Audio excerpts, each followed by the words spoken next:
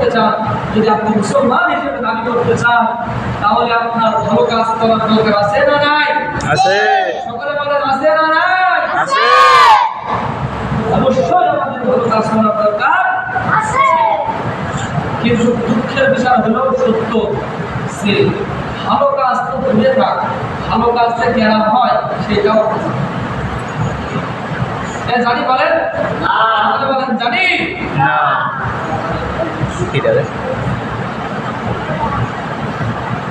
এই জন্য ভালো কাজ করতে হলে মন ভালো হওয়া লাগবে। মনের ভিতরে শয়তানি নিয়ে, মনের ভিতরে ভুলের মুক্তি নিয়ে কইছে নামাজ পড়লে, ভালো কাজ করলে ওই ভালো কাজে কোনো লাভ নেই। জোরে বলেন আছে না। কোনো লাভ না।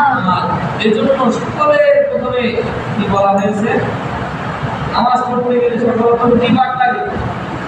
জোরে বলুন কি পাক লাগে? শরীর পাক। শরীর পাক মানে কি শুধু গোসল করা? গোসল করা হলে তো আমাদের শরীর পাক হয়ে যায়, কিন্তু এটা বোঝানো হয়নি। শরীর পাক করতে হলে আপনার যে ভিতরে মন আছে এই মনটাকে কি করতে হবে? পরিষ্কার করতে হবে, পরিচ্ছন্ন করতে হবে। আপনার রক্তকে হালাল করতে হবে।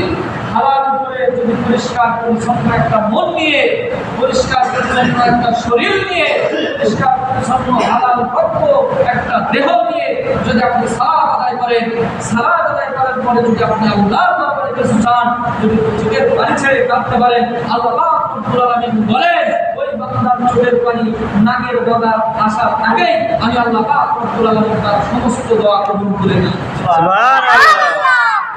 সুবহানাল্লাহ। আমরা শরীর আমাদের পাক করে থাকে, আমাদের শরীরের ভিতরে আছে জিনিস।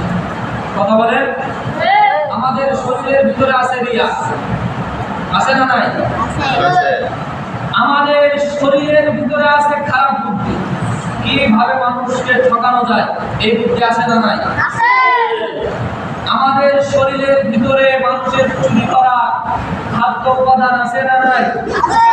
আমাদের শরীরের ভিতরে মানুষের টাকা মেরে দেওয়া, সেই টাকা মেরে দিয়ে খাদ্য খেয়ে সেই রক্ত আমাদের ভিতরে আছে না নাই?